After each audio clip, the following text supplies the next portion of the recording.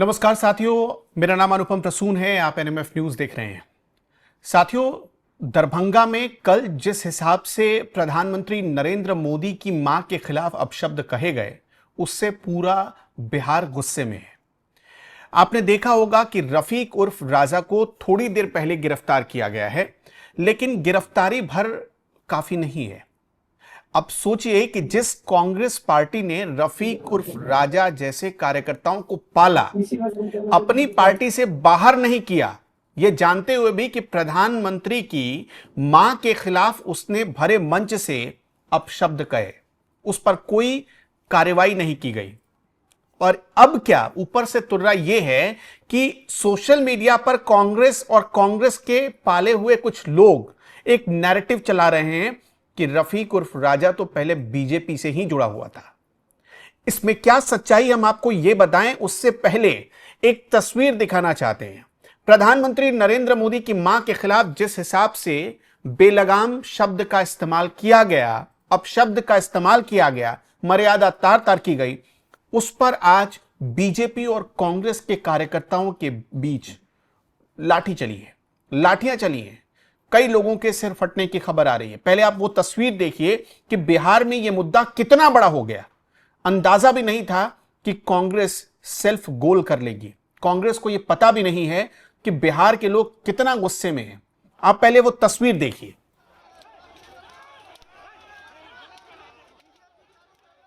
जो पीएम मोदी की मां के खिलाफ अपशब्द का इस्तेमाल किया गया, उसके खिलाफ बीजेपी के कार्यकर्ता कांग्रेस ऑफिस के बाहर प्रदर्शन के लिए पहुंचे थे। वो राहुल गांधी के खिलाफ नारेबाजी कर रहे थे। देखते ही देखते थोड़ी ही देर में कांग्रेस कार्यकर्ताओं ने फिर नारेबाजी शुरू कर दी। देखिए, पहले गलती की, अब इसे राहुल गांधी की शह, कांग्रेस की शह या तेजस्वी यादव की शह नहीं कहेंगे तो क्या कहेंगे कि उस कार्यकर्ता के खिलाफ अनुशासन की कोई कार्रवाई नहीं की गई। राजनीति में शुचिता और मर्यादा नाम की कोई चीज होती भी है या नहीं? क्या सत्ता और शासन हासिल करने के लिए इतना गिर जाएंगे? यह बड़ा सवाल है। बवाल इतना बढ़ गया कि बाद में पुलिस को आना पड़ा। पुलिस ने वहां मौजूद कार्यकर्ताओं को, अलग अलग पार्टी के कार्यकर्ताओं को खदेड़ा। कांग्रेस कार्यकर्ता इसके बाद जमीन पर बैठकर हंगामा करने लगे। पूरी सड़क जाम हो गई। आप पहले यह तस्वीर देखिए।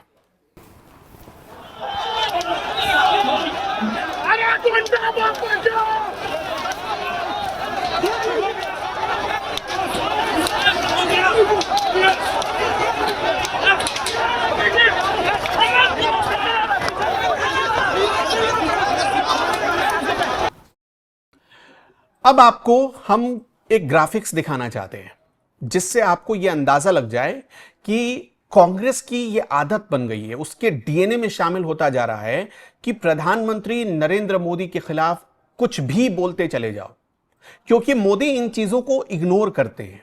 लेकिन सोच कर देखिए, उस मां के खिलाफ शब्द बोले गए जो अब इस दुनिया में नहीं है।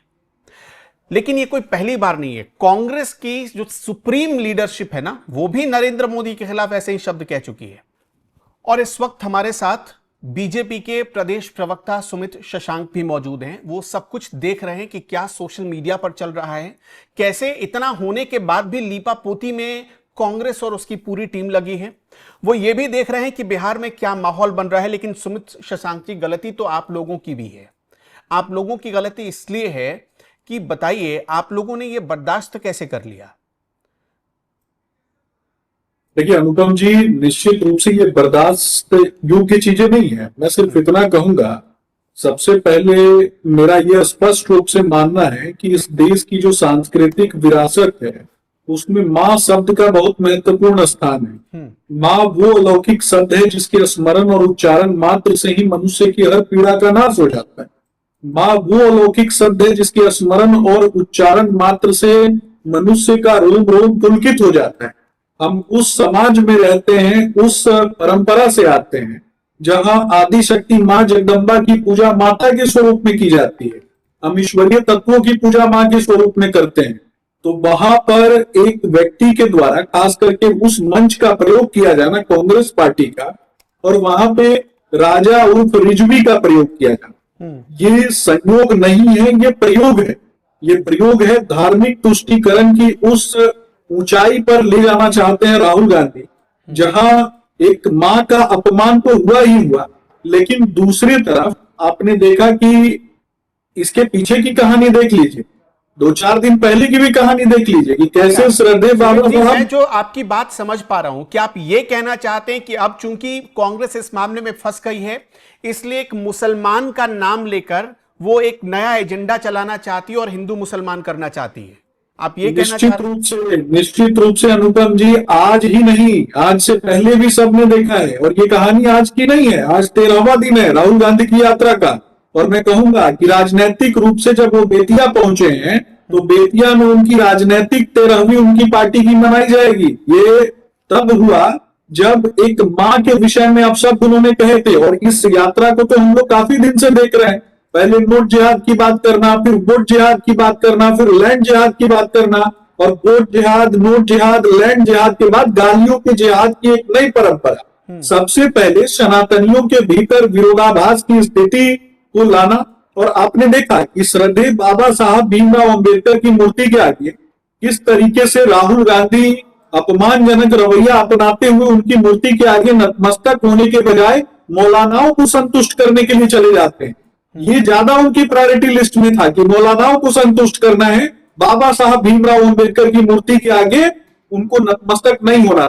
और दूसरे तरफ हाथ में संविधान की किताब लेकर के घूमते हैं। संविधान की कौन सी धारा खतरे में है अनुपम भाई? संविधान की कौन सी उपधारा खतरे में है? संविधान का कौन सा भाग खतरे में है? संविधान का कौन सा खंड खतरे में है? एक बार भी राहुल गांधी बता नहीं सकते।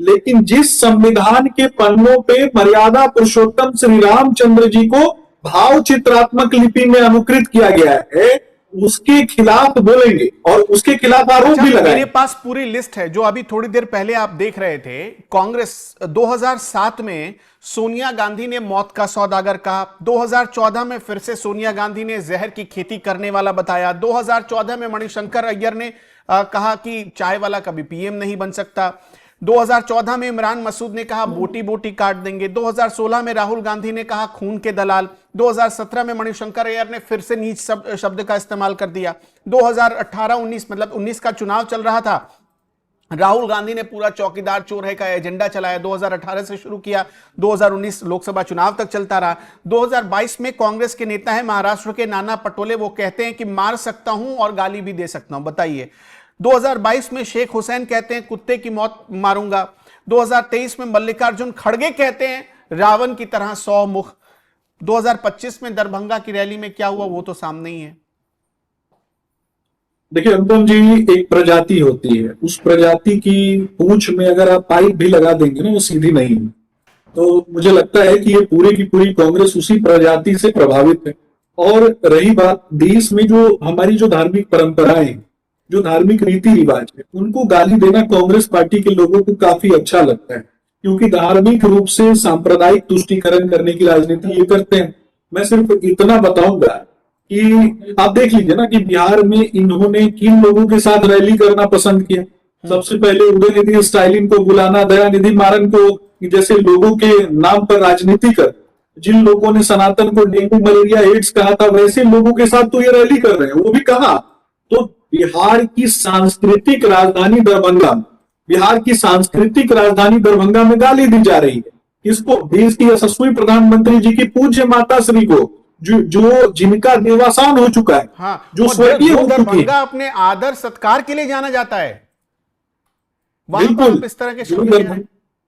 बिल्कुल बिल्कुल, मैं वही बता रहा हूं कि मां श्यामा की पूजा होती है, काली मां के रूप में वहां पूजा होती है, और मां काली जो है वो न्याय करती है। निश्चित रूप में न्याय होगा, मैं बता रहा हूं ना अनुपम जी, निश्चित रूप में न्याय होगा।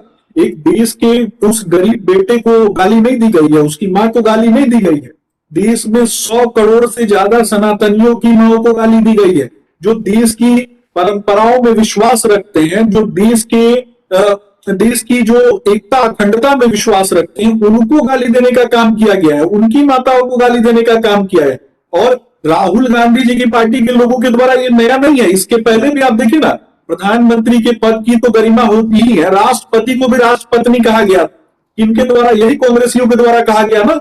एक दलित आदिवासी परिवार से आने वाली महिला की क्या गलती थी कि वो उसने पढ़ लिख कर अपने समाज को आगे बढ़ाने की बात कही थी। पढ़ लिख कर समाज का प्रतिनिधित्व किया था, वो व्यक्ति पढ़ लिख करके गवर्नर बनी थी, ये गलती थी क्या उनकी? और जब राष्ट्रपति वो बनती है तो उनको राष्ट्रपत्नी कहा जाता है, मौत का सौदागर कहा जाता है प्रधानमंत्री जी को, उनका दलाल कहा जाता है प्रधानमंत्री जी को। जिस प्रधानमंत्री नरेंद्र मोदी जी ने भारत मां का मान सम्मान दुनिया के आगे प्रस्तुत किया, दुनिया में ट्रंप जैसे लोगों के सामने जो कभी झुके नहीं, अमेरिका के सामने नहीं झुके, यूरोपियन कंट्रीज के राष्ट्राध्यक्षों से ज्यादा सम्मान आज भारत के प्रधानमंत्री नरेंद्र मोदी जी का है। तो घबराहट किस बात की होती है राहुल गांधी? आपको क्या लगता है इतनी बेचैनी किस वजह से है? नरेंद्र मोदी देखिए, उनको टारगेट करना 2007 से ही कांग्रेस टारगेट करती हुई आ रही है, और मैं तो कहूंगा कि बल्कि गलती इसमें तो प्रधानमंत्री नरेंद्र मोदी की खुद है। वो खुद कोई एफआईआर दर्ज करवा देना तो इनको एक मैसेज आएगा, वो चुप रहते हैं तो ये लोग उसका गलत फायदा उठाते हैं।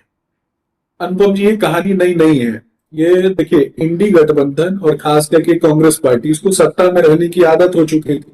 सत्ता में ये लोग तब रहे जब इन्होंने बहुत सारे हथकंडे अपना, चाहे इंदिरा गांधी का शासनकाल देख लीजिए, चाहे राजीव गांधी का शासनकाल देख लीजिए, हथकंडे अपना कर ही सत्ता में स्थापित हो सके।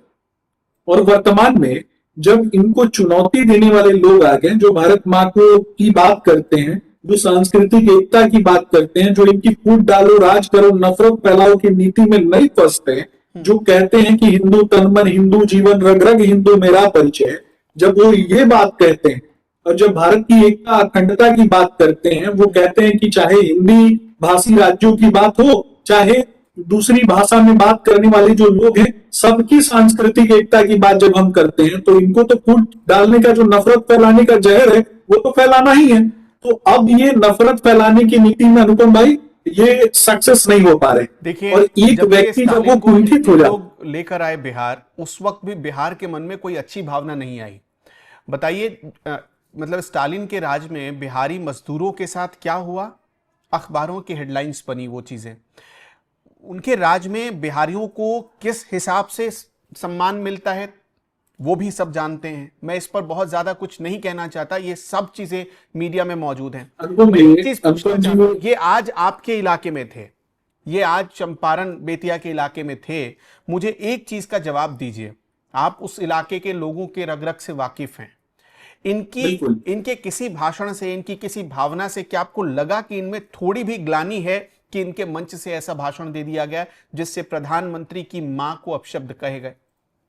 अनुपम जी, जिसकी एक तरीके से मैं कहूंगा, जिन लोगों की पैदाइश में ही कहीं ना कहीं खोट हो, जिनकी परवरिश ही इस प्रकार की रही हो, जिसको भारतीय परंपराओं में, भारतीय संस्कारों में विश्वास नहीं हो, वैसे लोगों को कभी ग्लानि नहीं होती है। ये मखौल उड़ाते हैं, ये मजाक उड़ाते हैं। और इसमें अगर कोई सबसे ज्यादा दोषी है तो फूट डालो राज करो नफरत फैलाओ से प्रभावित कुछ एक लोग हैं। खास करके आप देखिएगा, तेजस्वी यादव इनके मंच पे दिखाई दे रहे हैं। तेजस्वी यादव को तो अभी समझ नहीं है। तेजस्वी यादव को आज इस 13 दिन की यात्रा में किस तरीके से राहुल गांधी ने निपटा दिया, इस बात की समझ शायद 14वें 15वें दिन तेजस्वी यादव और उनके नीति निर्माणकर्ताओं को, जो भी थोड़ा बहुत वोट बैंक तेजस्वी यादव के परिवार का था, उसको समाप्त करने का काम, देखिए कांग्रेस पार्टी को बिहार में समाप्त करने का काम किसने किया? लालू प्रसाद यादव ने किया। और लालू प्रसाद यादव को समाप्त करेंगे तो तभी तो उस वोट बैंक को कांग्रेस पार्टी ट्रांसफर कर पाएगी अपने पास। तो अपने साथ बिठा करके पीठ में खंजर कैसे मारा जाता है, ये सारी चीजें जो है ना, ये स्पष्ट रूप से तेजस्वी यादव को अभी दिखाई नहीं दे रही है, लेकिन कुछ दिन बाद दिखाई देंगी कि कैसे तेजस्वी यादव को साथ बिठा करके तेजस्वी यादव का शिकार किया गया कांग्रेस पार्टी के द्वारा। बहुत बहुत शुक्रिया सुमित जी हमारे साथ जुड़ने के लिए। तो कुल मिलाकर वोटर अधिकार यात्रा तो चल रही। देखिए, अच्छी बात है कि आप किसी वोटर के अधिकार की बात करते हैं, लेकिन आपके मंच से जो हुआ उसके लिए आपके मन में एक ठेस वाली भावना भी होनी चाहिए, आपको तकलीफ भी होनी चाहिए कि आपके मंच से ऐसा क्यों हो गया। अच्छा, अनुपम भाई एक चीज मैं बोलना चाहूंगा। हाँ, हम इस बात एक चीज मैं बोलना चाहूंगा, नहीं करते जो हुआ। हाँ जी, 18 लाख से ज्यादा लोगों की मृत्यु हो चुकी है विगत 10 वर्षों में।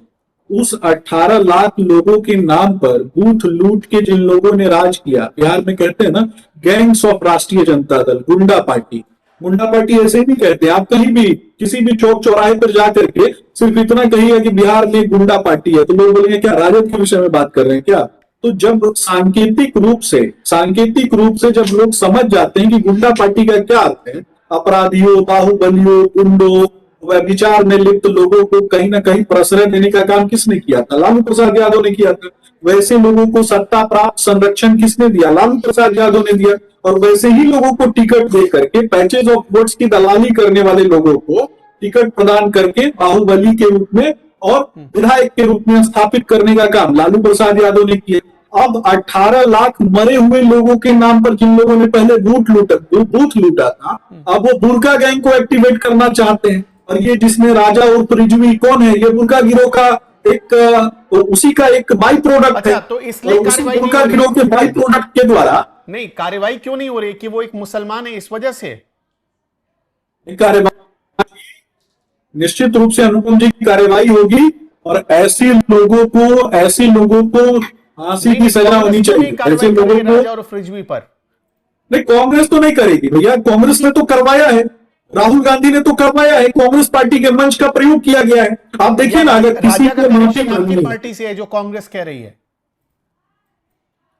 अनुपम भाई, अगर कांग्रेस पार्टी को माफी मांगनी होती तो कांग्रेस पार्टी जो है ना, वो अपने ऑफिशियल पेज से जाकर के माफी मांगती। लेकिन ये निकम्मों की फौज है, ये नालायकों की फौज है, ये गाली देने वाले लोगों की फौज है। इस देश की सांस्कृतिक एकता के खिलाफ बोलने वाले लोग हैं ये लोग।